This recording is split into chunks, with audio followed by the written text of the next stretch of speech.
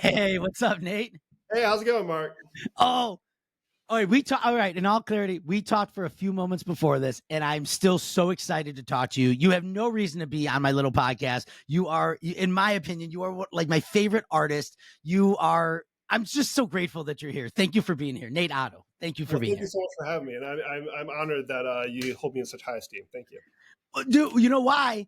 Well, first off, folks that listen, like I have an affinity for art, for the creative process, for people that have this distinct ability to follow passion and to kind of make something from nothing, right? These ideas, this vision, the muse, as they call it in that book, the war of art, they call it. But you've made a career out of making beautiful art that is so unique. Your style is so unique. And so for folks that don't know, I always say my Aunt Terry and my Aunt Cindy on the East Coast, they listen to this as well. They might not know who Nate Otto is.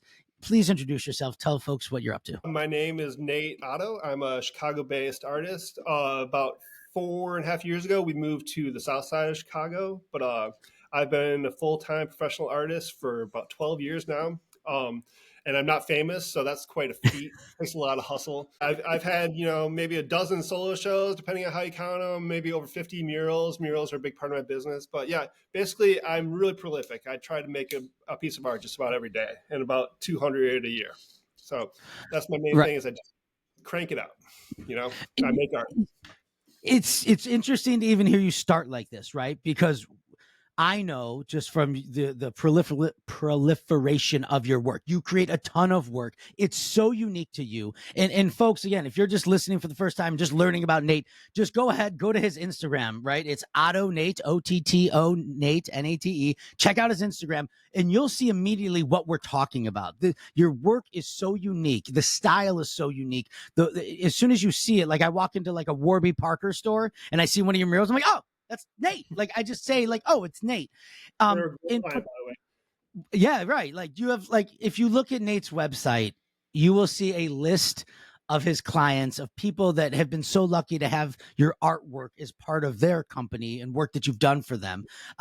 But I want to talk about the professional element of being an artist, right? Because I just talked to a guy yesterday who was like a comedian, and he was talking about how people like they like to laugh, but they don't understand. Like they just see the tip of the iceberg. They see the finished product. They see the set on stage. They see the clip online. They don't see all the work and what it takes. You make so much art, and your art is so unique, and you are a professional. You talked about how you're a nine to four. Are those your working hours? 9 to 4, yes, and then another hour and a half in the evening. Yeah. Okay. And so people that might be earlier in their career, whether they are in the creative fields, if they're an artist or not, they could be doing anything. What does it take for you to have that level of dedication to work those hours as a professional artist? How do you approach that work? Well, the biggest part of it is like no one can take away your work. Like regardless of where you are in your career, what you're trying to pursue, like the work will speak for itself. And luckily, we are in a day and age where if you make work, you can get it out there in the world, and it's just a question of people finding it. Now, I was very lucky in my career. I was basically broke when I left my old job. We just got married. It was 2012. I put all my money into our wedding, and then my job ended, and then I had no money. But I was very lucky that I got a couple jobs like right off the bat, and and my wife also worked at that point. So like and we didn't have kids, so the money aspect was a concern, but like it wasn't top of mind. So I had the liberty to just work my ass off, and luckily, like jobs came in early on. I was doing a lot of illustration. I don't really do that now. Now I'm doing murals. I wasn't doing at the beginning. But the bottom line is just make the work. Like that's like I'll see people. I'll get messages from people that are like in their 20s, and they reach out. It's like, how do you make a career happen in art? And then I look at their portfolio, and they got like 20 pieces. It's like you're kind of putting the cart before the horse. Like first off, you got to make the work. Quality is part of it, but quantity, as far as I'm concerned, is also part of it. You need to prove that like you can make quality work consistently and often. So that's what I've just done. Like, and sometimes I feel foolish, like maybe I should be doing something different. Like, like when my Instagram reach isn't what it used to be or whatever, like I'm getting older, like maybe I'm not the new kid on the block. Like I pretty much rely almost entirely on just things coming to me. I call them magic emails. I'll get an email every now and then, like, hey, you want to do this for $10,000? Like, yeah, I want that for $10,000. And The magic email. and then like a big part of my living, especially since the beginning of the pandemic, is just selling things directly to people. And sometimes I feel like I'm on a treadmill, like having to make a piece every day, becomes a lot. And maybe if I wasn't relying on that for financial gain, like my work would be different. I don't know, but I feel really solid about my work. And regardless of what happens, no one can take the work away from me. And thankfully, knock on wood, we're staying afloat right now. So it's all working. But yeah, that's the main part is making the work. There's no trick or shortcut. You just got to make the work. That goes for a comedian or a writer or an artist, anybody. You guys just got to make the work. Okay, so this is so fascinating. You talked about kind of this idea of like quantity and quality, right? And so it sounds like earlier in the career, it's like just doing the work. It's like they say, do the reps, right? Yeah. In any job, you just got to do the reps. Actually, one of my mentors, this guy, Larry Deutsch, he's a pretty senior marketing guy. He's been at all the big places, and he taught me this thing. He said, in your career, there are 3 stages in your career. The first is learning. The second is proving. And then the third is sharing. And so the idea is like early in your career, you're just trying to learn, where do I fit in the world? What is my value? What do I do that is good for people, where I can help people and I'm really good at it? And once you learn that thing, then he's like, unfortunately, we get into this trap where we just spend years trying to prove that we're so good at it, right? Whether it's proving to your boss that you deserve a promotion, proving to your fans, your followers, your customers that you're the best. And then you realize you get to the stage in life, you're like, you don't have to prove shit to anybody. I just want to share what I've learned with as many people as I can. And it sounds like, in this early stage of learning, one thing that was helpful for you was around doing the reps and getting the quantity of workout. The quality will almost be inherent as you get those reps in. A thing again, anybody that's listening, go to Nate's Instagram. As soon as you see it, if you're anywhere in a major metropolitan area, you'll recognize his work. You'll see it all over the city. You see it in stores. You see it everywhere you go. How has your style changed over the years, right? Like, how is this, like, I can identify something as a Nate Otto, but how has it changed over the years? Well, that's a good question. First off, I was 38 years old when I turned this into a career. I've always been an artist. It's not like I woke up one day in like my late 30s, like, oh, I'm going to be an artist now. I've always been an artist. I went to art school, always made work. But like at a certain point in my life, it's just like, this is your life. Like, I didn't really like my old job. I didn't really have any drive to be in any other career fields. It's like, man, you guys got to double down. And somewhere in maybe around 2010, I started making cityscapes, and that's, people kind of latched onto that. I remember the first one, it was a piece pizza box. I made it into like a kind of cityscape with a marker, and for whatever reason, people latched onto that, and I just kind of ran with it. And like, it's given me, there's a lot of ways to try different things. It's not like I'm doing the same thing. Like when you make as much work as me, you're bound to repeat yourself in some ways, but there's so many different avenues I can go with it. And I was thinking about this the other day, like in some ways you could take something I did yesterday and put 2014 on the back of it and no one would necessarily be any the wiser. But to me, like, it's evolving all the time. Like, I've started this technique a couple of years ago where I'm sanding things, and that was new. And like, I just feel like I'm always pushing it further. But then sometimes I see something from 2015. It's like, wow, that's pretty cool. But like I can do whatever I want. That's the main thing. It's like I can do whatever the fuck I want, and that to me is great. And sometimes that rubs people the wrong way. Like there have been people that aren't necessarily my biggest fan, but like I can do whatever I want. And there's a lot of people, there's a lot of collectors, there's a lot of potential clients. So far, crossing my fingers again, like something comes in at the most opportune time. But like if I just keep going, making good work, good things seem to happen. I think that answers your question. Yeah, no, dude, totally. So there's an interesting thing. So the question again was around like, how's the style change? You talked about, techniques, but you talked about like this is the style. This is the vision. This is what drives you. And like, you do what you want. It made me think, I heard somebody once say is like, well, I heard somebody say, like, if you go see the Rolling Stones, you don't want to hear their new shit. You want to hear you want to hear the classics, right? And so these dudes have been playing this shit for like God knows how many years. It's like, and you want to hear it. Actually, I just went. I'm a huge Deadhead, so I went with a buddy. We went to the Sphere in Las Vegas, and we went and saw Dead and Company, right? Which is like two of the surviving members of the Grateful Dead, and they're playing, Dead songs. And I had this like affinity, this big moment where I was like, holy shit, this is not the Grateful Dead. They're not even playing the songs the way I like to hear them played, the way I want to like jam out, but it's their own thing. It's a different thing. And so what it sounds like for you is like, because you control your destiny, you create what you want to create in your studio, what drives you that day within your style, you create it. And you then have like, you're just wrapping up a show right now, right? You have a show that's wrapping up. You have this opportunity to play the songs, quote, that you want to play at your show. And people are going to come. It's like they kind of come for you in the fandom of you versus I want to see this type of piece. Like if you came out with something totally different, people probably love it because it's you as the artist.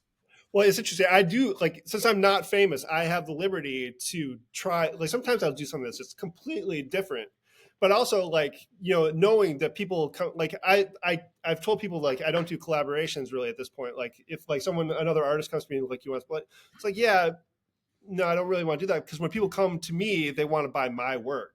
Like Yeah. nothing with you or your quality of work, but like when they come to me, they want to buy my work, not me and somebody else.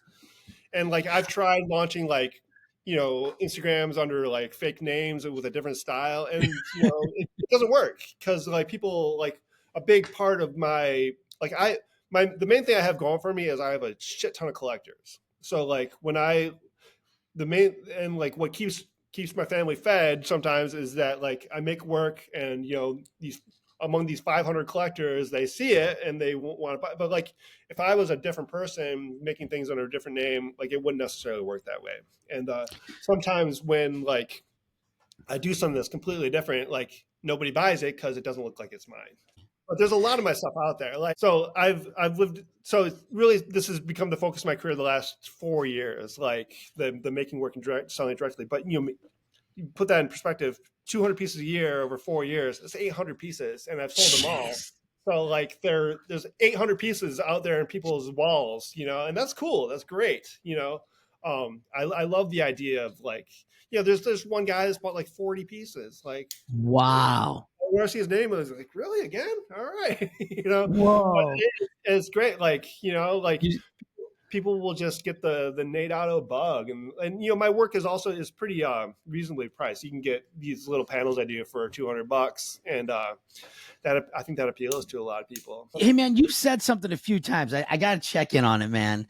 And it's making me think like I'm having this like metacognitive moment where you're like, I'm not famous, but like I look at you as famous, and I define it by, if I see your stuff, I know it's you. I get excited and I'm like a fan of your work. And then it makes me think that like fame's a really weird thing, right? Because it's defined kind of different ways, right? Like at one end of the spectrum, fame is like celebrity, right? It's like, it's like Mick Jagger shit, right? Like, oh, everyone knows who he is, what he looks like. Like 90% of the population in the world probably know Mick Jagger. But at the other end, there's this famous article called 1,000 True Fans by Kevin Kelly. Are you familiar with this? You hear about this thing? Okay, it's literally probably from like 18 years ago. The idea of 1,000 true fans is that in life and in business and in creative pursuits, we tend to think, or people tend to think, that we need as many people in the world to know about us, buy our shit, buy our services, buy our art, buy our products. And that is how we make a living, because that's how you become like the millionaire, whatever it is. But the reality is, all you need is 1,000 true fans. And a true fan is like objectively defined as like somebody that will spend X% of their annual income on you, right? So again, I'm a Deadhead. The Dead come to town, I'm buying the ticket, right?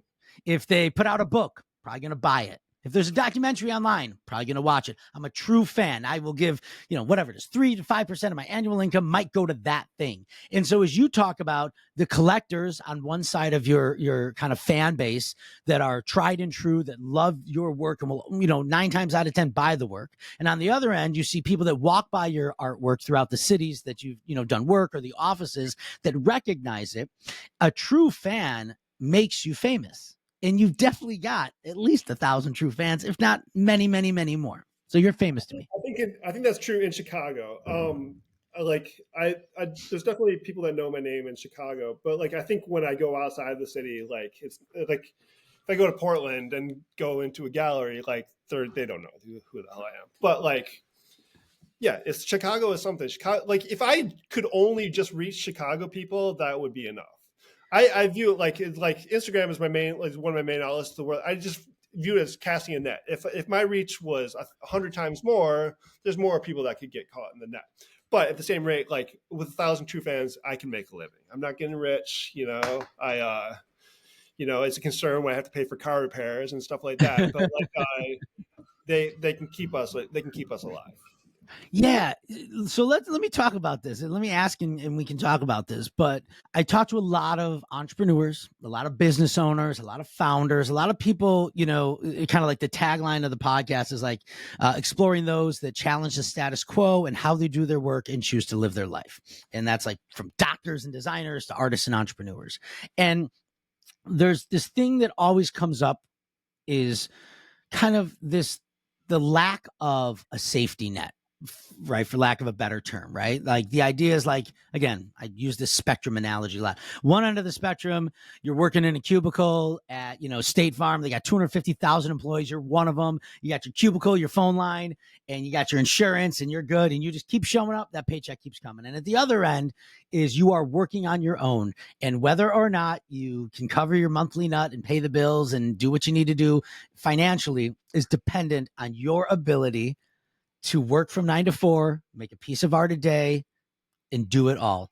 What kind of, I just want to know more about that. Like, and you could talk about it from a personal level. Is it like, do you and your wife have talks about this? Is it just sitting in your head and stress worrying on you? Like, what's it like to truly work and just be dependent on yourself in that way? Yeah, it's a little bit stressful. I have to admit, like there is something appealing about, like I've had jobs before where I got a paycheck and, most of my life that was the case.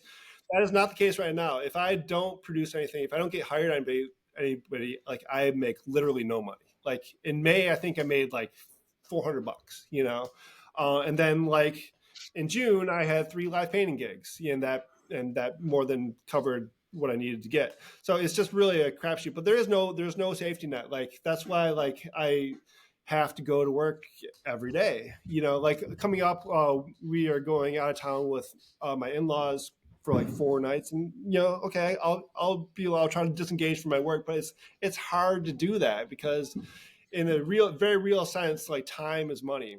Like I have to make work. And a lot of it's kind of out of my control. Like I feel like these last maybe 10 months have been real slow in terms of sales. And I know that's not just me that's experienced, and that's a lot of other artists and other people in every field. I don't know, people are sitting on their money for some reason. But then all of a sudden the last week it's picked up. Like, I don't know what's going on or if that's going to last. I just don't know. But like, and I know like in terms of like magic emails, like, I got like 3 of them, right before June, and then I did those jobs. And now like I'm waiting for a mural to happen, and they keeps getting pushed back, and like just I don't know when the next one's going to come in. And I've been fortunate that like they always seem to come in a timely fashion, but the cushion is only a few months, so like, I gotta just gotta keep going, just gotta keep working. This is a recurring theme. I've spoken with a few professional artists like yourself. Actually, this one guy, Jim Bacher. Do you know who Jim Bacher is? He's the mosaic artist. He did like the potholes, right? So his son and my son are like really good friends, and so his son would keep coming over, like, you should, like, you might get down with my dad. You guys seem like you might get along. And I was like, you know what? One day I was like, dude, you know what? Give him my number or give me his number. And like, I was like, hey, like, your kid's a great kid. Says like, I'm like, how about we just like grab coffee? He's like, dude, just come over to my studio. His studio's in his house. And we went over and we hung out. It was like a play date for adults that never met. It was weird. We sat in a studio, and immediately, like the way, all our minds work so differently, but the way my mind works, I'm like asking questions like, so tell me, like, how does this work? And he said the same thing as you. He's like, I do the work. Sometimes these emails come in. He's like, and there's peaks and there's valleys, and there's dry spells or whatnot. And then like the business side of my brain is like, well, how are you reaching these people? And we literally got into this whole discussion of like the business side of being an artist. Yeah. And he's like taking notes. He's like, I've been doing this so long. I never thought about it like this. And I was like, yeah, right. Like the best analogy I once heard is like emails is like having a money tree. And every time you send out an email, you kind of shake the tree. Sometimes you get $5, sometimes you get $5,000, but it's like engaging with that community. But it's a common thing that I've heard from many professional artists is like, again, these magic emails come in and this, sometimes it's dry. It's just got to be a lot to manage, as a husband, as a father, as a human. Well, that's why I have to set aside work time so I can focus on being a father when I'm a father. I can focus on being at work when I'm at work. But a big part of my business, I think, compared to a lot of talking to other artists, like a lot of artists say, "Oh, a big part of my work is updating this, reaching out for this, applying for that." I don't apply for anything. Like I very rarely apply for anything. Pretty much, it's just things that come in because, like, I don't have an MFA. I'm not young. So like, it's just what comes in and what I can't control. So like when there's no jobs, when there's nothing coming in, what I can't control is how much work I make. What I can't control is whether people buy it or not. And like, so like right now I have like probably 30 or 40 pieces, which is, there was a time, year and a half ago when I had zero, like it's just, that's the way it works. But hopefully all these pieces will be converted into money at some point. And like, sometimes I feel bad. Like I'm like, I'm like when I post on Instagram, it's like, this is for sale. Hey, this is for sale. But like, it's kind of out of necessity. Like, and like my attitude, like when I was younger, it was really hard to part ways with a piece. Like it had sentimental value. And it's not that they don't have sentimental value now, but I have pictures of them. And, and sometimes I'll go and I make so much work. Sometimes I go back and look at pieces like I did years ago. And it's like, that's awesome. Like I did that. Like it's a complete surprise. I don't know if I would do anything differently if I had more money. I truly love, the bottom line is I absolutely love my job. Like, and I know how fortunate I am because I've had jobs that I didn't like before and you had to go with it and you really look forward to the weekend. And I like when it's 8:59, I'm like, yes. I mean, especially I love hanging out with my family. Down there. Like I want to get to work. I have so much to do, and like that is a great feeling. Is there, when you get down to, we talked about how you've had a few studios in the past. Now your studio's in house. It allows you to be a better, father and husband and be close. Do you have any sort of a routine that like when the day starts and it's 9 a.m. and the kids are gone and you're heading down to the studio? Is there any kind of routine that you follow, or what is it like when you step into the studio for the first time in the morning? Well, usually most days, like I have kind of a plan of like what I want to do, and I formulate that. Like today, like there's two pieces I need to drop off at Vertical Gallery tomorrow. And one of them is about 90% done, and one of them is about 50% done. And I hope to finish these today so I can drop them off there. So, this interview and then that's the plan for today. And, so that's basically like how it works. And then also this is really off topic, but like in order to diversify, because like I've been worried about my business, this seems like a ridiculous thing, but I'm writing a novel. I saw that. Yeah, I saw that on your website. You're like, despite the way this paragraph is written, I'm writing a novel. Tell me about the novel, dude. This is rad. So like I just started in April, which is just a few months ago, and like I fell off the pace a little bit in June because I had a lot of stuff going on and I got sick a little bit. But I now have almost 100 pages and 71,000 words. So like, it's ridiculous to try to write a book to make money, but like I've also like been a professional artist for a long time. And that's equally ridiculous. So like my attitude is like, well, maybe I'll sell it to somebody. At the very least, like there's got to be a way to make $1,000 out of this. Who knows? Like I just don't know. But it's also a really good exercise. Like when I was really young, I wrote a book when I was in high school. And it's funny, like back then, like, I was writing about going into bars when I'd never been to a bar before. Like, like you don't know shit when you're 18 years old. Now I know You a lot think of you things. do. You think you do. When you're 18, you know everything, man. Really don't. Now I know a lot of things. But I also know there's people that dedicate like their life to being artists or to being writers. It's another art form that people like really study hard. And to me, to come in and think, oh, I can write a book in a few months and be just as good. That's kind of ridiculous. But at the same rate, like by Christmas time, I'm going to have a revised book, that's Wow. finished. So, that's something, I don't know what's going to become of it. I don't know. Like, I just don't know. Like right now, like I'm just working on it. And so basically like it has cost me some time with my wife, and it has cost me, like, I haven't watched season 3 of The Bear yet because Oh, dude. By the way, I feel like I could be one of the Fact brothers. I love the Fact brothers. These guys, those are my guys. 100%. I love those guys. well, I really like, speaking of The Bear for a second, like I Yeah. like season 2. Season 1, I felt like I was out of step with everybody in the world because I was like, man, this show sucks. Why does everybody like it so much? So like, I'm not going to argue with you if you thought it was great, but I like, why is this guy working here and he's making donuts all day long? It doesn't make any. There were so many flaws with it. Like, why is all that money hidden in the spaghetti sauce? Why? Yeah, Like, totally. it doesn't make any sense. But season 2 redeemed it. But my point is, like, I'm writing all night long, so like I pay for all the streaming services, but I never have time to watch anything. Yeah, right. Yeah. But it's real. It's like sometimes like I'm just chomping at the bit to get downstairs to write, and sometimes like I'll finish my piece early in the day, and maybe I'll sell it, and then like I'll spend the last 2 hours of my workday like writing. But it's really nice change of pace. One of the big frustrations with the art thing is like I love my job, like I said, but there's no like passive income. Like there's no like money at this point. There's a point when I had like a coloring book out there and a couple other things out there, prints. But like at this point, like either sell something or I get a job, or like there's no money coming in. Maybe part of the idea behind making a book is like, well, it'd be nice if there's at least like a little bit of money trickling in Yeah. outside. So we'll see what becomes of that. But at any rate, like it's a good experience and a good exercise to write. And I feel too, probably like that, the exercise of writing, which is a different medium. It literally is like your hands are doing this if you're typing, like these spatial and these kinesthetic activities we put our brain through, they mess with our brain differently. It's like when I remember, like when I was a kid, I learned that like these great football players, they do ballet.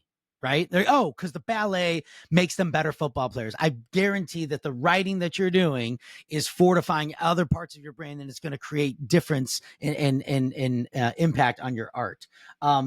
There was something.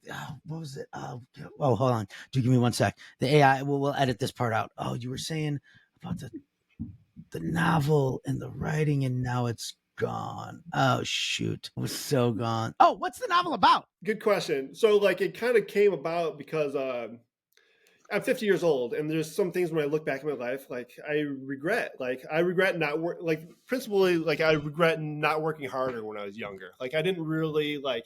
I knew I had talent, but like one of the things I didn't do is I didn't work hard.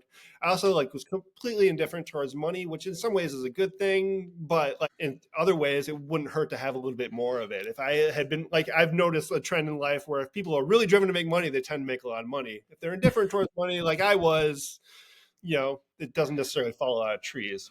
Yeah. But so basically what the story is about is a 50-year-old guy, looks a lot like me, has a chance encounter with the synopsis is terrible after working this. He has a chance encounter with like a mad scientist type who sends him back in time through his old life, and he wakes up and he's 18-year-old in a dorm. And then it goes from there. So it's kind of like an epic. It covers like 30 years. But like I've always been fascinated by time travel, and I know to like, probably to serious writers, like that kind of magic is like, something that they couldn't take seriously. But it gives me an opportunity to like, it's kind of an epic. It takes place over like the course of 30 years. And it gives me a chance to kind of like, and to go through this. And unlike a lot of time travel stories, like say like, Back to the Future or something, like a sports almanac wouldn't help you because like the score of the game wouldn't be the same. There's so much chance in life that things unfold differently. Like you might not meet your wife. You might like, this might not happen. Like there's so many chances of, so the further he gets away from when he lands to, the more things change. Man, there's a lot on there. There's a lot to play with, Well, it's cool too. I bet it's like also reflective and somewhat meditative and therapeutic for you to like, there's a thing that like most of the shit in life really doesn't even happen. We just worry about it. It just happens up here. Like all the worry in life, it's up here. Like it doesn't happen. Like this morning, I was telling you, my youngest is having a hard time going to this kickoff to kindergarten, right? And last night he's like, "I'm scared." I'm like, "What are you scared?" He's like, "I'm scared about." I'm like, "Okay, well, like, I'm like, what do you think's gonna happen?" I'm like, is like a Bigfoot in your school is gonna come and eat you?" He's like, "Oh no." I was like, "Oh, are there like sharks in the water fountain? Are they gonna jump out and eat?" No, I'm like, I'm like, so we talked about all the negative things, like these scary things that were like ridiculous that would never happen. I was like, well, wait, could you color with your friends tomorrow? And that's good. He's like, yeah. I'm like, oh, could you like, play on the park and have fun? Yeah. So it's like 9 times out of 10, the shit we worry about in life never happens. And the actuality of the positive things happening are much more likely than the negative things happening. And so I think as you go through this process of like dissecting what has been in the way that it occurred, it's got to be really kind of therapeutic for you, man. And that's a good point. Like, cause like like I said, I've always been an artist. And like when I was in my 20s, I had this defeat. I made art, but not at the rate I make it now. But I had this defeatist attitude. It's like, oh, you got to have connections. The art world, they're not going to like me.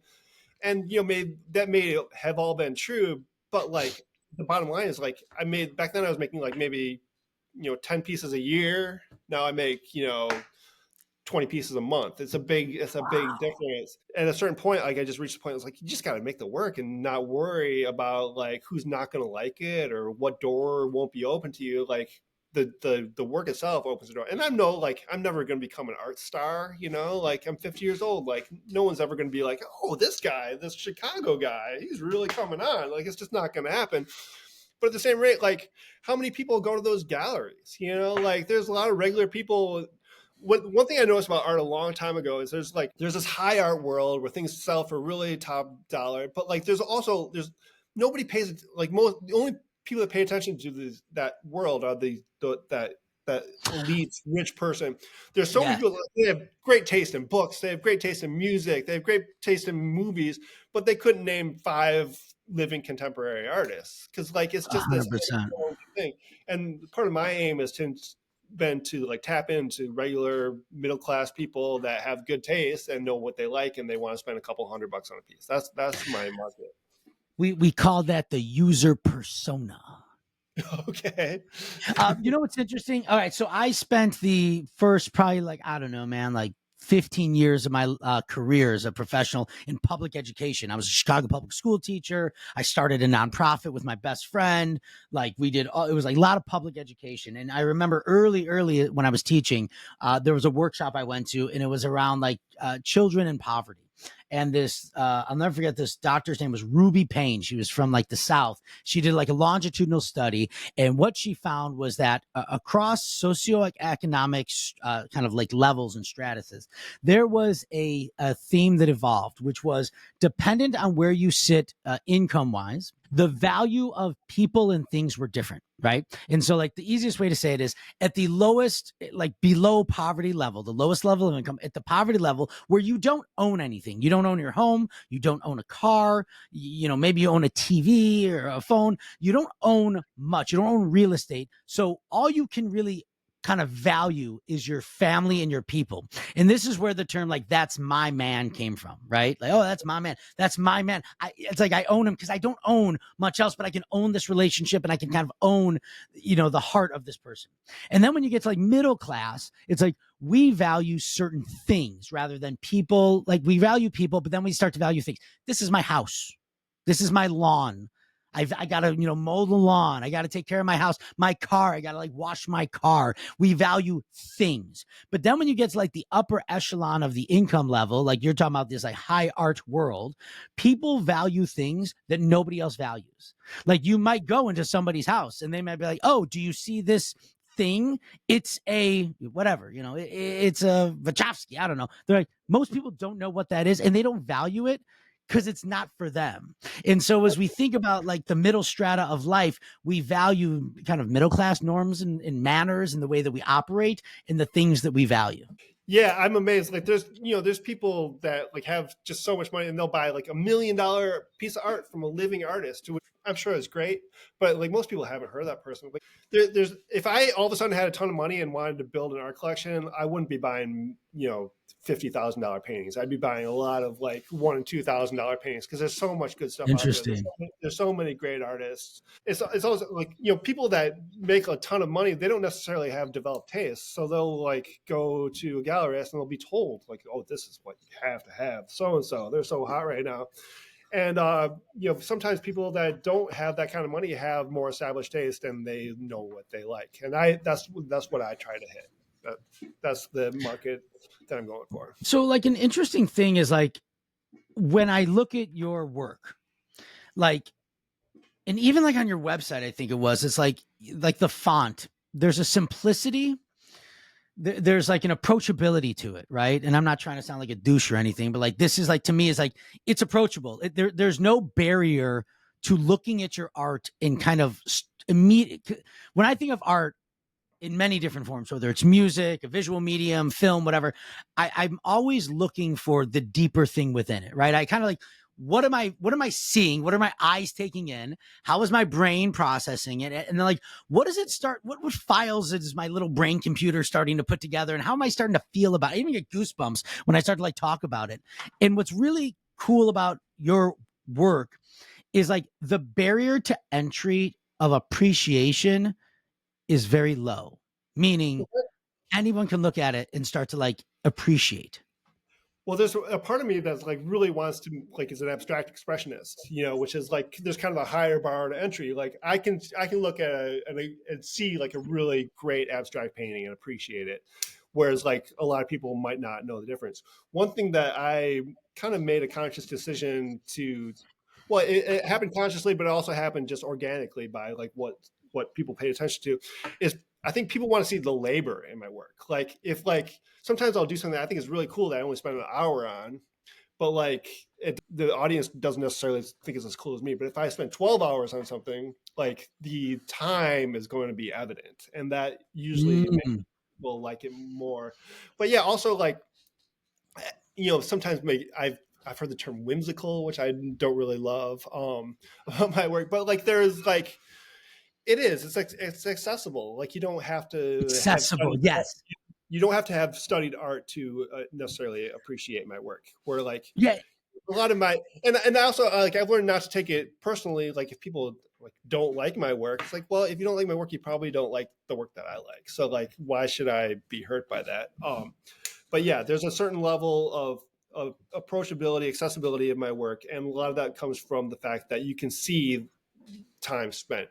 Whereas like there's great artists that maybe made the piece in 15 minutes and I can appreciate it. But a lot of people wouldn't necessarily. I'm trying to reach everybody. I'm not trying to dumb down my work or anything, but like sometimes like if I make a piece and I don't sell it right away, well, I just work on it some more. Like people want to, in my work in particular, people want to see the evidence of hours, and that has worked for me. Okay, speaking of kind of the hours of work that you put in, right? And we've made it clear, like you are a professional. You've got working hours. You are prolific, meaning you create lots and lots of work. We've talked about how you think about work. But one thing that stuck out to me, I made a note here. I saw this video. It was like an interview with you. I think it was at like an old studio tour. And you had this quote. It's not the quote, so I won't put quotes up. But it was like, I don't sketch. Like sketching is maybe a waste of time, and I make lots of mistakes, but I incorporate the mistakes into my work. Tell me more about that. Well, that's true. Well, especially like doing like murals and stuff, people often want mock-ups. But you're familiar with my style, and people viewing this will hopefully check out. Like, it doesn't make a whole lot of sense for me to do a detailed mock-up. Totally. And then like do something like it just wouldn't make any sense. And so I try to avoid that as much as possible. And like in terms of mistakes, like I invested several hours in a piece and then I fuck something up. Like I'm just gonna embrace it. Like there's no choice in the matter. And sometimes that'll make you go in a different direction that you wouldn't have anticipated. Like it's just part of the process. Mistake is part of the process. A smudge here is something that you deal with. Like it's just part of it all. And like, yeah, sketches are a waste of time. Like for my work, maybe it's cost murals that like people, sometimes people like for a call, they'll like want a detailed like mock-up. It's like, well, are you going to pay me for my time? Like it's not really, it doesn't like, I can literally do a mural and as fast as I can do a mock-up. So I'm going to give you a rough idea where I'm going with it, but like, you're not going to necessarily know, but so far everybody has been really pleased with what came about. So, and I have, Yeah, and your murals, these are you have, huge. I mean, your yes, work is huge. yeah, at a certain point, you just have to like. I'm lucky enough that I've been doing it for a while, so I have like, oh, I can point at all these other murals. It's a different ball game if like you've never done a mural before. Like then you kind of have to like map out the idea so people are confident in you. But like I can be like, oh, here's 5 styles to choose from. Pick one of those styles. Pick the colors. Maybe we'll talk about some details that you want in there, and then I Mhm. can point at all this other work and make the client happy and get it. Okay, kind of as we start to wrap up here, this idea of mistakes and about kind of embracing mistakes. Not everybody thinks that way. This is a really unique thing that I think is unique to you, Nate. And the parent in me and the husband in me and the father in me is like, does that lesson, has it shown up in your personal life, like with the kids at all? Right? Like you got 2 little kids, mistakes are happening. They fall and they get a scrape or they knock something over. Like, how do you, is that coming into your personal life at all? That kind of ethos of like embracing the mistakes?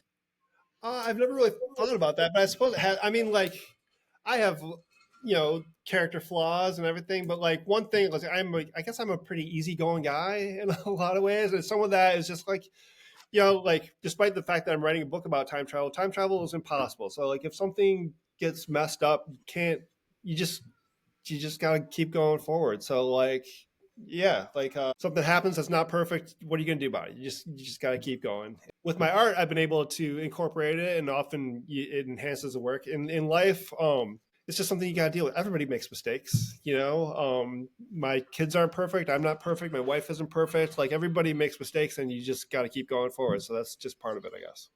Yeah, there's this thing I heard once that was like, I forget which, it's like an Asian culture that like they embrace the cracks because cracks are what let light in, kind of a thing. And like if you're like something breaks, they put like gold on it because like that's the flaws are what make things great. They let the light in. And yeah, it's kind of like a deep lesson there. And I think like the more I talk to people, whether in the podcast or in life, I love taking these little nuggets, these little kind of nugs that I put in my pocket and I stash them away. That like, this is a really good nugget of like, mistakes are part of life. You can embrace them and they kind of make the end better. It's part of like that journey, man. Actually, wait, hold on one sec. Nice. Yeah. I have a couple of those. I'm afraid to give my kid a skateboard yet because he would fall and break his head open. But I have a couple of those, and they've sold Dude. out. I'd love to do another one. It looks like you've used it too, which is Oh great. yeah, yeah. I'm sorry. So wait, this was okay. This was almost 9 years ago. This was for my 40th birthday. I made the Ford logo. It said 40. This is my 40 boardy. And like, but yeah, I mean, like this was my 40th birthday gift from my wife. And it was the hardest thing to be like, it's art. I don't want to skate, but like this to me is how I embrace the art. Notice I'm not doing any like board slides on it because I respect that part of the art too much. Well, thank you. I'm glad you have it. Yeah, I want to do another deck. That's the only one I've ever done, and yeah, it's really cool to have it. Like someday when I'm confident my kid won't break his head, he'll get my board because I'm not a skateboarder. I can push. Yeah. I've socially known a lot of skateboarders over the year, but like I'm not going to go rip up a ramp or a spot or anything like that. But I can push and I can not fall off. But also I'm old. Like if you can't, I think for me, I skated when I was really young, and then I couldn't figure out how to ollie, and then I was just like, I'm out. I'm gonna go. Instead. This is the perfect summation. I heard this professional skater once in an interview. It was like on an NBC show. So it was like some like total corporate-y journalist was like, tell me like, why do you skateboard? And this guy had the greatest kind of like answer. And he goes, if you gave 99% of the people, if you gave like 1 million people a basketball, he's like, within 5 minutes, 99% of them would be able to make a basket, including like my grandma, right? But if you gave 1 million people a skateboard, within 5 minutes, like not even 1% of them would be able to really push around. And he goes, so the fact that I can do this thing that is such a challenge and is so unique, I have to do it. This is something that I can do. And I kind of feel like the same is true of art, right? You were granted this skill, you were granted this beautiful mind, you were granted this view of the world, you were granted this ability to create, to look at a blank space and create something that has provided livelihood for you, your family, your wife. It's given joy. Like, I get so much joy, dude, when I pick up that board. It's not just like I'm going to go skate. It's like, this is my Nate Otto board. And when I see, I literally get goosebumps, dude. It's like you, it's like Penny Pinch and like T Money. Like when my little kids, my old kids now, when they were little, we would like, you know, money was tight for a little bit. I went through a divorce. We would just go walk through different neighborhoods searching for penny pinch. And Yeah. the first person to see a penny pinch with the game we play is you'd pinch the other person's butt and you go penny pinch. And then like that was the game that we played. The joy that artistry gives to the world is a joy unlike any other. And so I just want to say thank you. Thank you for making art. Thank you for putting the hours in that you put in. Thank you for embracing the mistakes. Thank you for making time today. And don't ever stop doing what you're doing unless you love it, because as a consumer, as a fan, I love it and I get joy out of seeing Nate Otto. We're going to wrap in a second. If folks that are listening, go to Instagram, follow Nate Otto. It's actually at Otto Nate, OTTONATE. Go to his website. If you have the means and you want some amazing, great art at an affordable price made from a rad dude, go buy a piece of Nate Otto work. If you work in an office, if you work at a corporation, if you have anywhere where a mural could be made, hit up Nate, dude. I get so much joy when I walk into a Warby Parker store. And again, folks that are listening, hold on, I have your website right here. Like, just so you know, the people that you've worked for, this is insane. Facebook, Cliff Bar, Walgreens, Goose Island, Apple, Hotel Zachary, Village of Skokie, Pivotal Labs, Nike, Kellogg School of Business, Soho House. Like, this is all Columbia College, Jeff Tweedy, like a million podcasts. This is insane, man. Like, you've worked for some of the Uprise Skate Shop is there. Yeah. Like, this is not like some schmuck just trying to make a few bucks. This is a world-class artist. So again, if you have the means, help support Nate, help get this art out into the world. If you have an office or a space or a village or a town that could use a mural, let's make this happen, because I think that art makes the world better. It is a necessity, not a nice to have. Nate, last before we go, is there anything that you need help with that the audience can help you with? Well, 100% of my art sales profits go to feed my family. So like, there's no middleman there. So just if you like something, you got a couple $100, go ahead and spend it. There's nothing to hurt. Like there's you don't have to worry that the money's being wasted somewhere. And the Awesome. only thing I have to say for myself is like the thing that really prompted me to become an artist. The kids say YOLO. It's like you only have one life, and like at a certain point, this is my life, and like I knew I had the talent, but like there's a lot of people that have talents. Like it's really the question of whether you're going to use it. That's the big question. And about 12 years ago, I decided just like this is my life. Screw it. I'm going to double. Like I don't like working for people. I'm just going to work hard. And it's worked out pretty well for me. So every day that I get to do this is a blessing, and I'm really happy that people appreciate it. I'm so happy you did it. I'm really happy that you made that choice. Thank you. I'm just gonna say thank you. That's like the simplest way. Thank you, Nate Otto. This has been awesome, man. Thank you so much. Well, thank you, Marc, so much for having me. Thank you. Of course.